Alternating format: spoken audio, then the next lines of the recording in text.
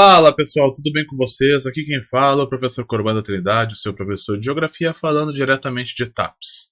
Pessoal, hoje nós vamos continuar com as nossas aulinhas de Geografia aqui no canal, e hoje eu vou falar sobre um outro assunto muito importante, que são as formas de representação da Terra, do nosso planeta.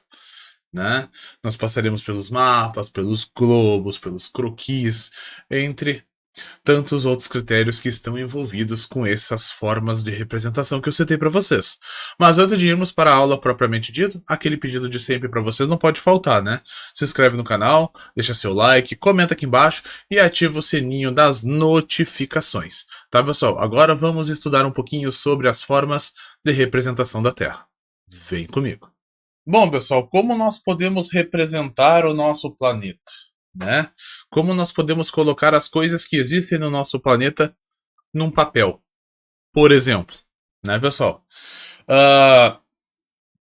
Vamos lá. A gente tem algumas coisas que nós precisamos levar em consideração. Vamos supor que vocês queiram fazer, por exemplo, um mapa da casa de vocês. Vamos pegar o quarto de vocês.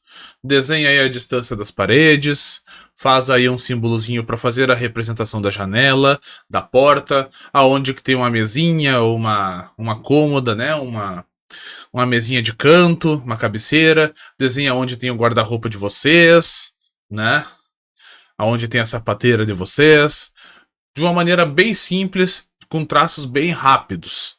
Isso significa que vocês fizeram o croquis da casa de vocês, ou de um pedaço da casa de vocês. Ou seja, o que é o croquis, então? Ele é um desenho com traços iniciais, ou com traços bem rudimentares, feitos à mão, de forma bem rápida, Um desenho feito rapidamente à mão, assim, para representar a posição, o lugar das coisas, as medidas da casa de vocês. Isso já é uma forma de um mapa. Apesar de ser um mapa bem mais simples, é assim que normalmente nós começamos a mapear, por exemplo, a planta de uma casa, Então, se vocês pegarem a planta da casa de vocês, ela será um croquis, tá, pessoal? Depois nós temos o mapa. O mapa, ele é a representação gráfica da superfície terrestre. O mapa, ele pode ser de uma cidade, pode ser de um bairro, pode ser, por exemplo, de todo o planeta, no caso do Mapa Mundi, ele pode ser só de uma cidade, ou seja, através de alguns estudos, eles conseguem fazer essa representação e colocar no papel. Só que o mapa, ele possui alguns elementos que nós temos que levar em consideração. O primeiro elemento é o título, que pode ser acompanhado de um subtítulo, que é quando fala o assunto ou o período em que aquele mapa foi produzido. Por exemplo, eu posso simplesmente dizer, por exemplo, Mapa Mundi. Tá, é um mapa do mundo, tá aí o título. Mas eu posso colocar o período, por exemplo, falar mapa do Brasil em 1500. Então eu botei, o mapa ele é do Brasil, o assunto do mapa, e 1500 é o período que aquele mapa retrata, ou seja, como era o Brasil em 1500.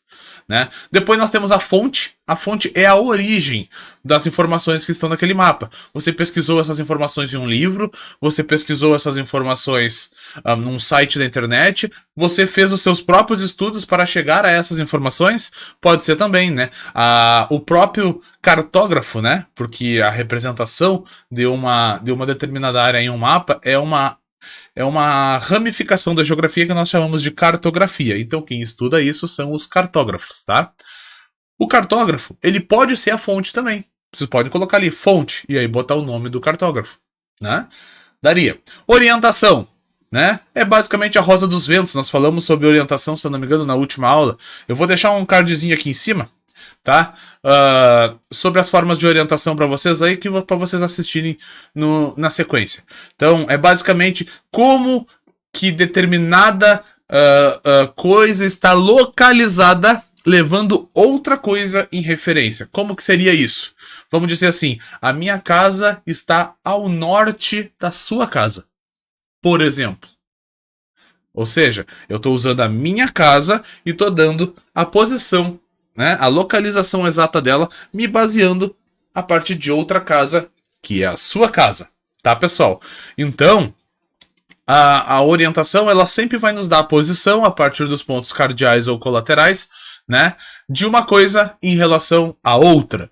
Ah, determinado o Brasil está ao norte da Antártida, por exemplo. Ou o Brasil está ao sul dos Estados Unidos, por exemplo. Temos vários países no meio do caminho, mas estamos ao sul dos Estados Unidos, por exemplo, tá? O Brasil está a leste ou a oeste de determinado oceano. Então, ó, temos 2 pontos de referência, né? Aonde nós queremos a localização e de onde nós estamos partindo, tá? Depois nós temos as coordenadas geográficas, que são as latitudes e longitudes. São aquelas linhas que nós temos no nosso mapa, no sentido horizontal ou no sentido vertical, que nos auxiliam na localização. São uma espécie de linhas imaginárias que vão nos ajudar quando nós formos nos localizarmos, né, naquele mapa. Depois nós temos a escala cartográfica, né? A escala cartográfica, então, é a diferença, né, ou a dimensão entre a área real e a área representada. Ou seja, ele vai nos dizer quantas vezes aquele determinado lugar foi reduzido para caber naquele pedaço de papel. Porque, por exemplo, se eu tiver uma folha de ofício, por exemplo, ó, tem uma folha de ofício aqui, ó, a minha cidade não cabe nesse pedaço de papel, então eu vou ter que reduzir ela várias e várias e várias vezes até ela caber aqui nesse papel. Então, quantas vezes a minha cidade, por exemplo, foi reduzida para caber ali? Esse número será a escala, que ela pode ser numérica e gráfica, e depois a gente pode fazer uma aulinha somente sobre isso, tá? Se vocês quiserem. Mas já temos uma aula aqui no canal também, mas se vocês quiserem, a gente pode atualizar essa aula sem problema nenhum. Então, pessoal, esses são os principais elementos que compõem o mapa. Mas temos 2 formas de vermos esse mapa, tá? A primeira delas é através de um globo. Tá? O que é o globo? O globo, ele é a representação esférica da Terra. Tá? A Terra, ela é um planeta esférico, porém ele não é um círculo perfeito, mas ele é esférico. Tá? Então, qual é o problema do globo? Ele chega mais próximo das formas da Terra, né, por ser esférico, porém ele mostra poucos detalhes para quem estiver analisando ele, e também nós não conseguimos ver todo o planeta simultaneamente no globo, tá? Mas, porém, nós temos o mapa mundi para nos auxiliar quando nós estivermos falando desta parte.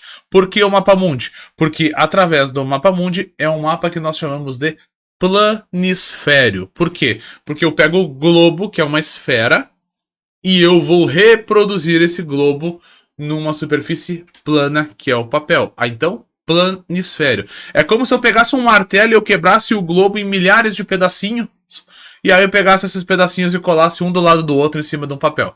Tá? Aí nós teremos o planisfério, que é o nosso mapa mundi, tá? Aí o mapa mundi, ele já apresenta um pouquinho mais de detalhe, porque a gente consegue ver todo o planeta ao mesmo tempo, né? Simultaneamente. Coisa que no globo nós não conseguiríamos. Para a gente ver todo o planeta, a gente teria que girar o globo, né? Então, todos esses são formas de representação do nosso planeta, tá, pessoal? Então, por hoje era isso, pessoal. Espero que tenha ficado bem fácil de entender, tá? Pessoal, se inscreve no canal se ainda não for inscrito, deixa seu like, comenta aqui embaixo e ativa as notificações do canal aqui embaixo, tá? Vamos trocar uma ideia, comenta aí, me diz o que você está achando dessas aulas, né? E vem comigo, vamos aprender cada vez mais. Tá bom, pessoal? Então, por hoje era isso. Aquele abraço e eu fui!